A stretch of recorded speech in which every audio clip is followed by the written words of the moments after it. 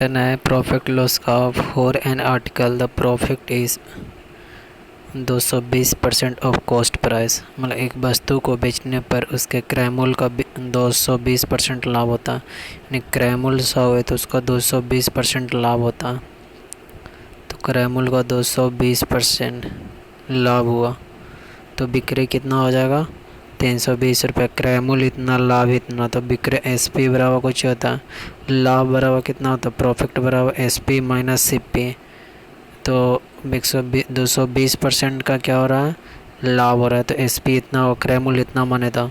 यदि क्रय मूल्य में 25% की वृद्धि की, यानी 25% का मतलब 100 से 125 हो गया, लेकिन विक्रय मूल्य समान रहता तो नया लाभ कितना हो जाएगा। देखिए नया लाभ कितना, तो नया लाभ प्रतिशत मूल लाभ प्रतिशत से कितना परसेंट कम है, तो नया लाभ प्रतिशत,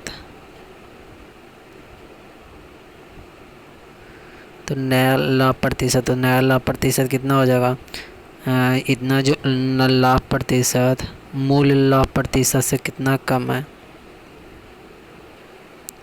तो नया लाभ प्रतिशत 320 और माइनस 125, 10 में से 5 गया 5, 9 2 11, 2 में से 1 गया 195 लाभ हुआ। 5 5 10, 9 2 11, 1 12, 125 पर इंटू 100। 5 से काटें तो 25 25 25 से 5 से 5 या 15, 15 9 5 45, 25 400, तो 9 4 36, 4 12 156। पहले लाभ कितना था 220, तो 220 में से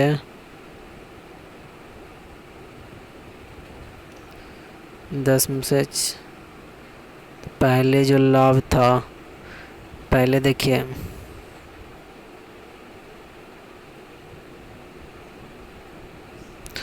देखिए 125 से 320 आ गया, तब हो रहा नया लाभ प्रतिशत मूल लाभ प्रतिशत का कितना है।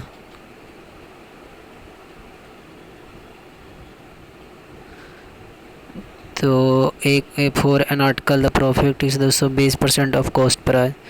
If the cost price is increased by 25% but the selling price remains same, then new profit present is how much percent less than original profit present। तो 125 का देखिए कितना टाइम्स 100 होता है, 0.8 टाइम्स हो जाएगा।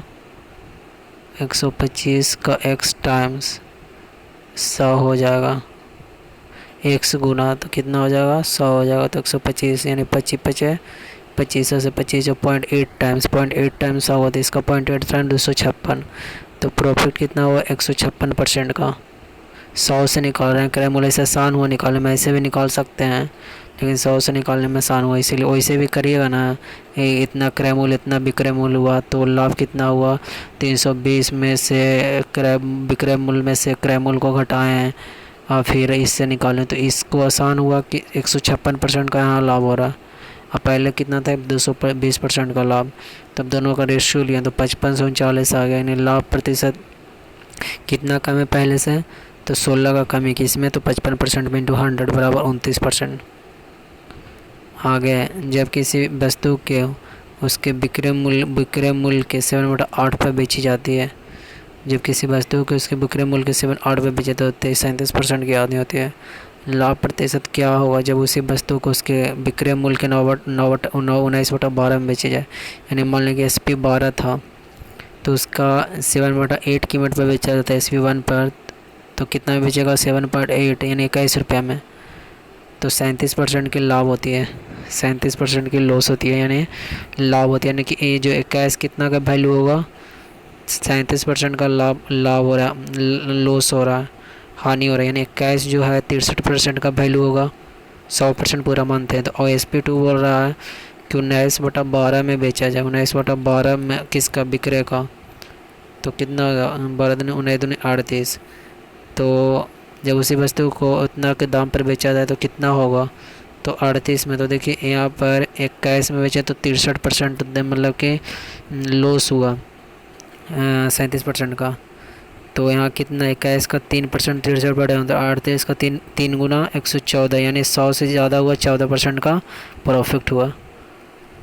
आगे दो वस्तुओं की कीमत का अनुपात, 5:8 है। 2 वस्तुओं की कीमत का अनुपात, यदि पहले की कीमत में X% की वृद्धि की, पहले की कीमत में X% की वृद्धि हुई, या दूसरे की कीमत में 30% कमी हुई, दूसरे परसेंट में 30% की कमी हुई, तो नई कीमत 17:14 हो गया।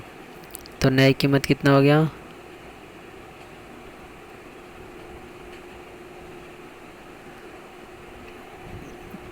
दो से काटते हैं तो 8 दूनी 16, 50 से 2 से 7 दूनी 14। तो देखिए पहला कीमत में पहला बोल रहा है कि 1 मिनट, यहाँ समझना पड़ेगा कि पहला में कितना 30% की कमी कही, यानी 8 का 70% ही रहा होगा, 30% की कमी कही तो 8 से 56, 5.6 हो गया।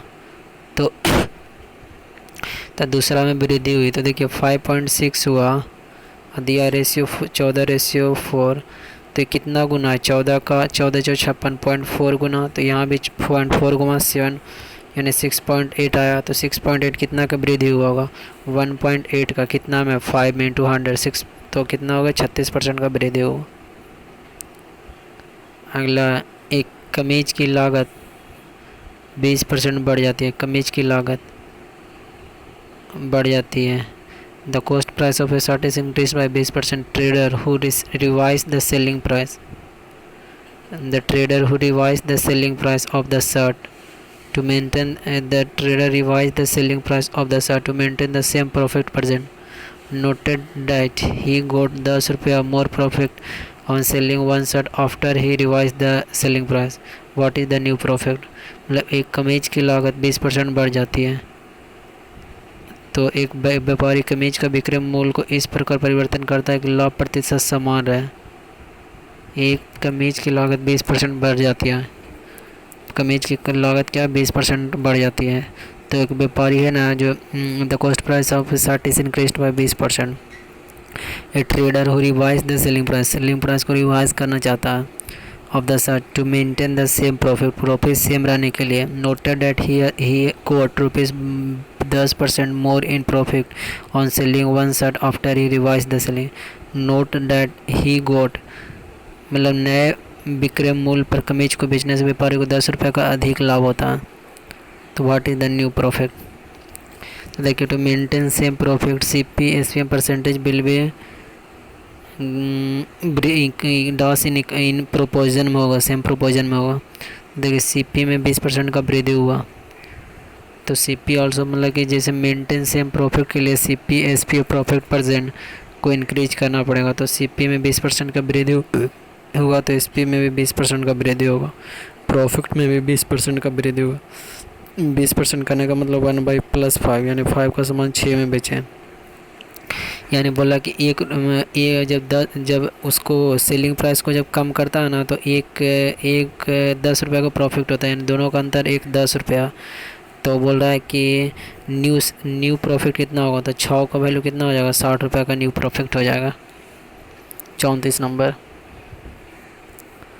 इसको इसे बढ़िया से बाद में देख लेंगे। मतलब किसी वस्तु को 88 रुपये बेचने पर होने वाले लाभ उसी वस्तु को इतना रुपये बेचने पर होने वाले हानि की राशि के बराबर है। यदि इसे इतना रुपये बेचा जाए तो लाभ प्रतिशत। तो देखिए किसी वस्तु को इतना रुपये बेचने पर SP हो गया बेचने पर होने वाले लाभ, तो SP - CP लाभ हुआ होगा। होने वाला उसी वस्तु को इतना रुपये में बेचने पर होने वाला हानि। तो यहाँ से दोनों का एवरेज निकालें, एवरेज जो निकालेंगे वही क्रय मूल्य हो जाएगा। तो क्रय मूल्य इतना था, तो यदि इसे 9600 रुपये में बेचें तो क्रय मूल्य इतना हो गया। दोनों को एवरेज निकालें, क्रय मूल्य हो गया तो 5 से 6 हो गया, तो लाभ प्रतिशत 20% का। एक व्यक्ति को इतना रुपये में किसी वस्तु को बेचने पर प्राप्त हानि जब वह वस्तु कितना रुपये बेचने पर प्राप्त लाभ के बराबर है। तो ठीक उसी तरह ऊपर वाला क्वेश्चन है, दोनों को एवरेज लेंगे तो क्रय मूल्य आ गया। तो बोला उस वस्तु को कितने में बेचा जाए, उस वस्तु कितने में बेचा जाता है कि 1498 99 100/7% का लाभ हो, यानी 7 का सामान 8 में बेचे, यानी 7 का वैल्यू इतना दिया तो 8 का वैल्यू निकाल लेना। अगला कि एक यूज्ड कार डीलर किसी कार को 7.8 लाख रुपए में बेचता है और उसे कुछ नुकसान होता है। 7.6 लाख में बेचता है, उसे कुछ नुकसान होता है। यदि वो 9.92 लाख में बेचता 9.2 लाख में बेचता तो उसका लाभ, उसकी हानि के लाभ जो है ना, उसकी हानि के 3 गुना होता है। इधर जो लाभ और लाभ होगा, जो उसकी हानि है ना, उसका 3 गुना होगा। तो कार का क्रय मूल्य कीजिए। तो देखिए 7.6 में बेचा ना, तो क्या हुआ कि उसको यदि 1 यूनिट इधर हानि हुआ तो वो बेचता है तो उसका लाभ उसकी हानि का 3 गुना होगा। लाभ क्या होगा? हानि का 3 गुना। हानि कितना होगा? 1 यूनिट। मान लीजिए कि 1 यूनिट हानि हुआ होगा, उसका लाभ उसकी हानि का 3 गुना, तो 3 गुना प्लस हुआ होगा उसका लाभ उसके हानि का 3 गुना होगा। तो ये दोनों का डिफरेंस कितना हो जाएगा? डिफरेंस इन अमाउंट, दोनों का अमाउंट में डिफरेंस हो रहा है। 7 में बेचा और 9.2 में बेचा था, दोनों का अंतर कितना आएगा? 9.2 माइनस 7.6 यानी 6 12 1.6। और इधर डिफरेंस कितना है? ये दोनों का डिफरेंस 3 माइनस 1 4 यूनिट। तो 4 यूनिट का वैल्यू 1.6 लाख दिया, तो 1 यूनिट का वैल्यू 0.4 लाख। तो CP कितना हो जाएगा? CP 7.6 प्लस 0.4 यानी 6 4 10 8 लाख हो जाएगा। क्रय मूल्य हो जाएगा ना, क्योंकि SP इतना है। SP कितना है? 7.6। और लॉस बराबर कितना था? CP minus SP। लॉस कितना हो रहा है? 1 यूनिट का। CP कितना है पता नहीं, लेकिन SP पता है हमको, 7.6 है। और लॉस निकालें 0.4 को, तो 7.4, तो इसको जोड़ दिए तो हमारा SP निकल गया, CP निकल गया। अमित ने एक वस्तु को 7,000 रुपये में बेची है और इस सौदे में अमित सोल्ड आर्टिकल 7,000 रुपये एंड इनकर्ड 4 सौदे में हानि उठाए। हैड ही सोल्ड इतना रुपया, हैड ही सोल्ड फॉर इतना रुपया, he gain would have been 3/4 of the total amount of loss that he incurred. तो 3/4 के बराबर लाभ होता है। 10% लाभ का मान किस वस्तु को किस मूल्य पर बेचना चाहे। तो 7,000 में बेचा ना, तो उसको लाभ हुआ। तो जो लॉस हुआ तो 3/4, मतलब यहाँ 4 का लॉस हो रहा है, तो जो अगला बार में प्रॉफिट हो रहा है 3/4 ऑफ द अमाउंट लॉस। 3/4 मतलब कि 3, पहले 4 लॉस हो रहा था, अभी 3 प्रॉफिट हो रहा है, 3/4 बोल रहा है। तो इसीलिए 3/4 को 4 यूनिट मान लिया, पहला में लॉस ले लेता।